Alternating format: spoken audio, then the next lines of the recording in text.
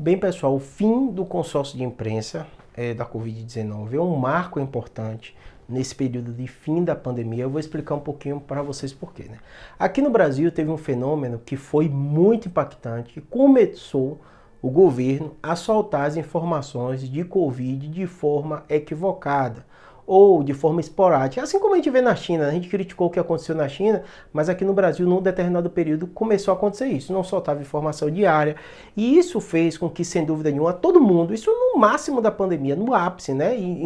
Além do mais, naquele início também, foram problemas graves que aconteceram no Brasil com falta de informação da Covid. A imprensa, e esses foram jornais grandes, o UOL, Estadão, Folha e tal, e outros, né, Globo, eles se juntaram e falaram assim, vamos criar um órgão independente com centenas de pessoas que vão pegar as informações das secretarias estaduais, né, municípios, tudo isso, analisar, unificar e soltar.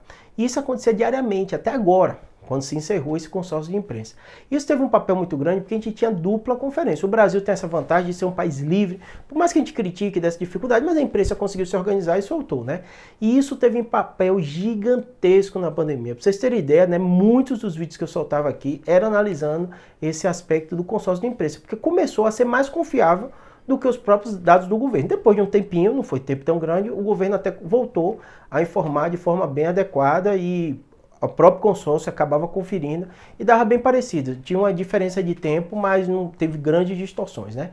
Então, assim, perceba quanto esse consórcio de imprensa foi relevante, quanto nos ajudou no Covid. Mas, por outro lado, num determinado momento, que agora, o próprio consórcio de imprensa viu que os números de Covid caindo, esse cenário melhor, a OMS próximo de declarar o fim, apesar dela não ter declarado agora em janeiro, marcou a nova reunião em março, né? A China caindo no número de casos, viu que não é mais necessário acompanhar de forma independente esses dados. E os dados vão ser utilizados, óbvio, ninguém vai deixar de acompanhar pelo governo. O governo nunca parou de analisar os casos, né? Teve esse problema de informação e acabou criando o consórcio de imprensa.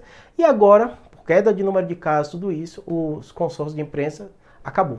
Então não vai ter mais essa conferência. O que não acho nada demais, é natural. A pandemia está se resolvendo, próxima do fim, a OMS deve declarar em breve, apesar de não ter declarado agora, falou que todos os indicadores estão indo bem do Covid, teve esse susto na China de boom, mas está próximo de acabar. Então, mais um cenário bem otimista para o Brasil, que leva a crer que está muito próximo esse fim da pandemia.